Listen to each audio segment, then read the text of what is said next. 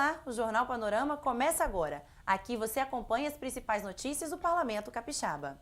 E a semana de atividades parlamentares tem início com a aprovação de um projeto do governo e outro de autoria da mesa diretora da Casa durante a sessão ordinária desta segunda-feira. A repórter Verônica Salazar está aqui no estúdio e traz os detalhes. Bem-vinda, Verônica. Quais são os destaques da sessão de hoje? Obrigada, Natália. Bom, o primeiro projeto aprovado é do governo do estado e cria o cargo e a carreira de médico psiquiatra penitenciário. A iniciativa visa suprir uma lacuna no Espírito Santo. Os servidores serão recrutados por meio de concurso público simplificado, contratados temporariamente, e vão prestar serviço no Hospital de Custódia e Tratamento Psiquiátrico vinculado à Secretaria Estadual de Justiça. São 6 vagas e uma jornada de trabalho de 20 horas semanais.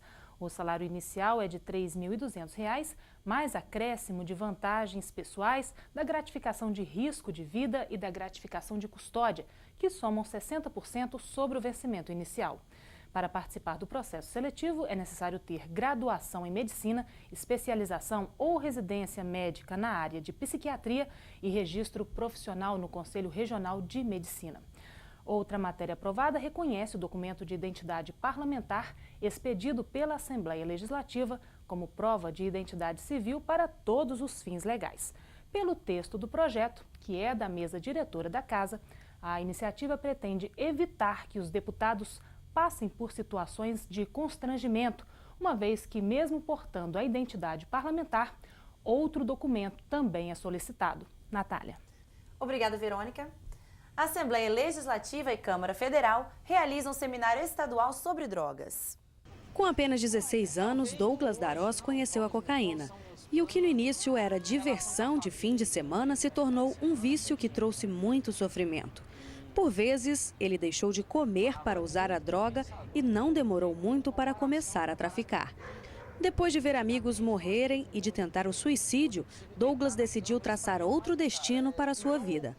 Hoje, aos 24 anos, ele ainda faz acompanhamento, está no mercado de trabalho, mas sabe que poderia ser diferente. Ou é prisão ou realmente é a própria morte mesmo, que chegou muito perto.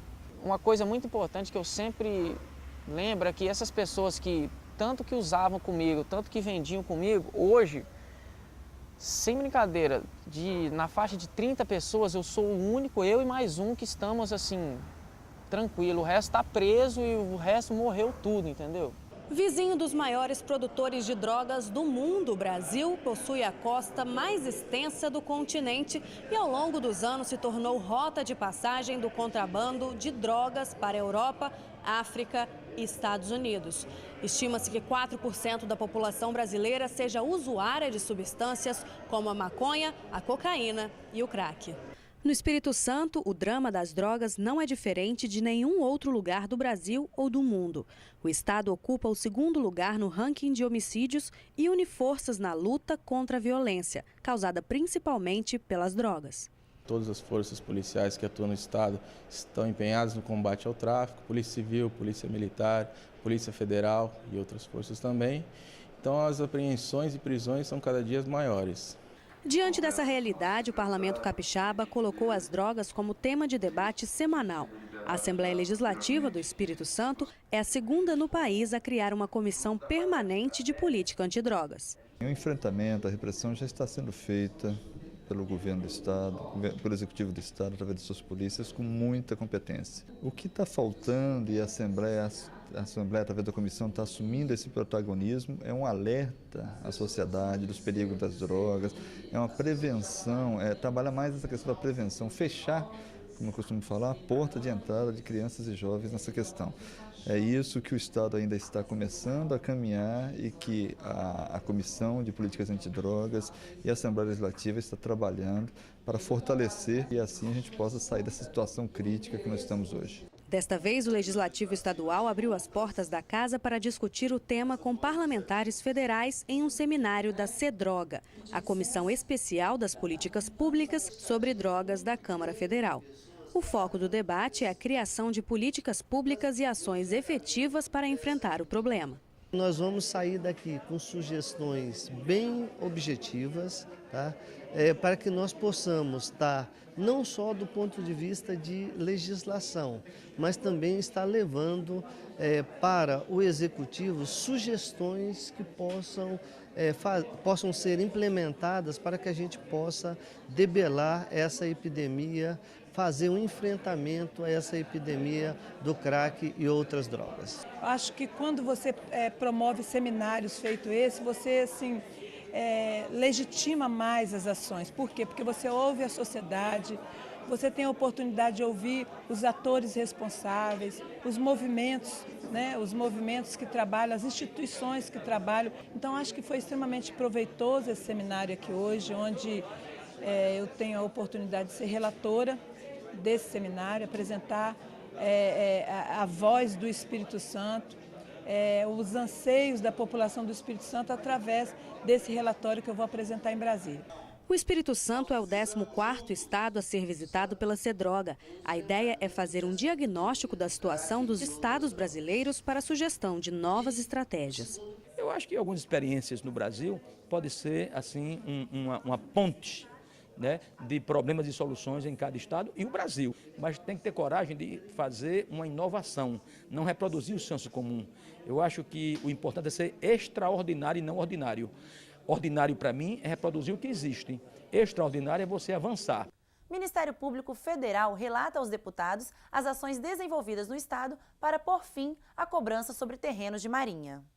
O procurador do Ministério Público Federal, Dr. Carlos Fernando Mazocco, participou da reunião da Comissão Especial das Taxas sobre Terrenos de Marinha para apresentar a visão e as ações do órgão federal em relação à cobrança das taxas pela Superintendência de Patrimônio da União, a SPU. Após a exposição do procurador, os deputados levantaram alguns questionamentos de utilidade pública sobre a orientação do Ministério Público às pessoas que recebam algum tipo de cobrança da União, seja legal ou inadequada. Nesse caso, eu não recomendo deixar de pagar, simplesmente. Porque deixar de pagar pode somente aumentar o problema com as cobranças que existem em cima de dívida da União. A cobrança de juros, correção monetária, depois pode haver um processo judicial para cobrar esse valor.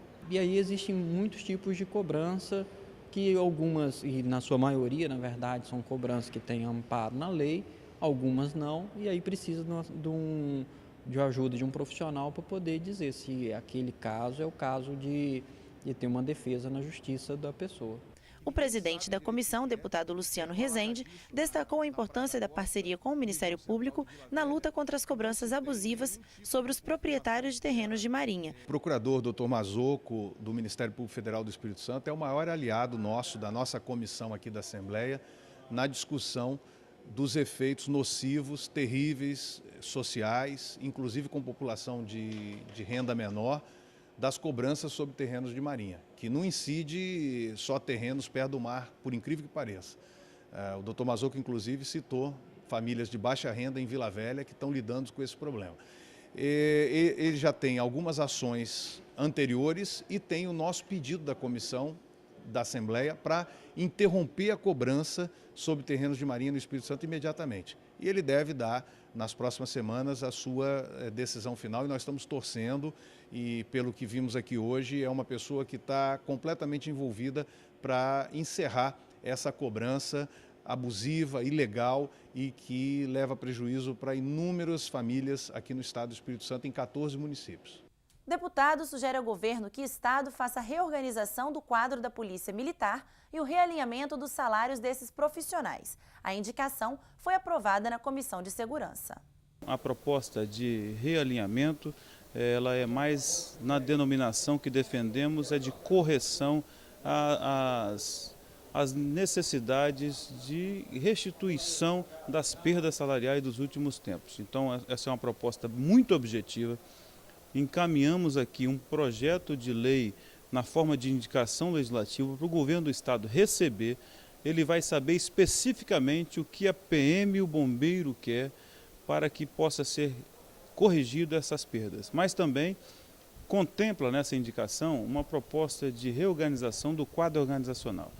O HPM é o Hospital da Polícia Militar, um aparelho fantástico que atende a sociedade, dando oportunidade de ajudar em casos extremos de necessidade de atendimento à saúde, localizado muito bem estrategicamente, com profissionais muito competentes, mas ainda precisa melhorar muito.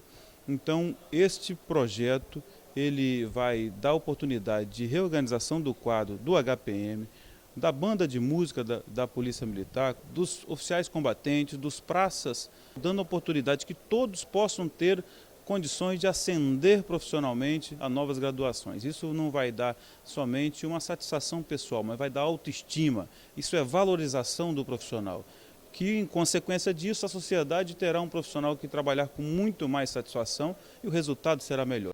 Alto custo do Trem das Montanhas em pauta na Comissão de Turismo da Casa.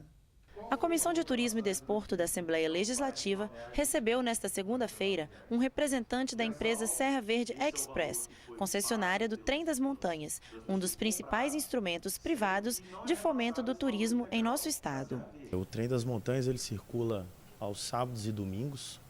Ele sai às 10h30 da manhã de Viana e vai até a Araguaia, passando pelo Vale da Estação, que é Domingos Martins e Marechal Floriano. Uma viagem que dura 2h30, tem 1h15 de parada em Araguaia, onde as pessoas visitam o museu e depois retornam, almoçam também, e depois retornam para Viana, chegando às 17 horas em Viana.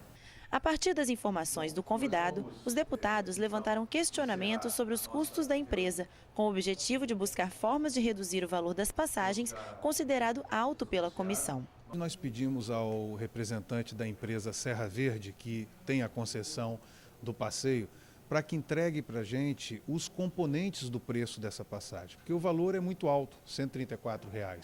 Isso torna o passeio inacessível para muita gente. Agora, nós precisamos de ver desses R$ 134 cada componente de custo e ver como a comissão vai estudar uma forma de conversar com o governo do estado, para tentar entrar facilitando a queda do preço, porque o que nós queremos é que o passeio seja feito com casa lotada, vagão lotado o tempo todo, para que muita gente possa aproveitar e conhecer as belezas de Viana, de Marechal Floriano até Araguaia, que é um trecho lindíssimo, mas que nesse preço aí dificulta a popularização do passeio. Nós vamos levantar e ver o que nós podemos fazer, o que é possível para poder facilitar o acesso das pessoas ao trem, um passeio turístico que tem levado aí a imagem do Espírito Santo para o mundo inteiro.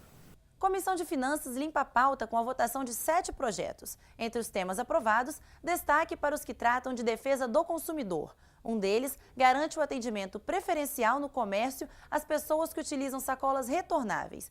Outro pretende proibir a inclusão do consumidor de serviços como água e luz em cadastros de restrição ao crédito. O consumidor é a parte mais fraca do comércio, né? E compete a nós, legisladores, nós estamos protegendo, buscando a proteção para os nossos consumidores e que, inclusive, nós mesmos somos consumidores. Então, eu acho que a sessão da Comissão de Finanças ela foi profícua hoje, né?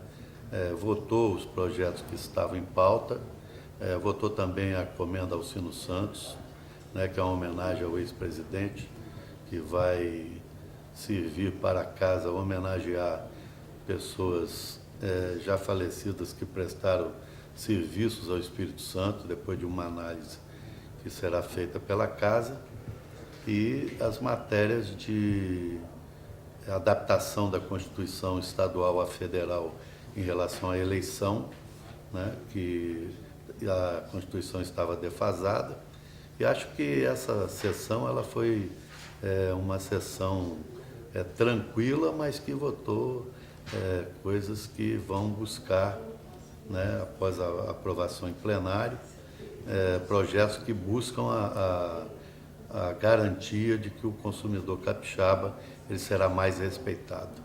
Parlamentar capixaba debate proposta de unificação das doutrinas espíritas. Em comemoração ao Dia Estadual da Confraternização Espírita, a Assembleia Legislativa realizou uma sessão especial para debater a unificação da doutrina espírita.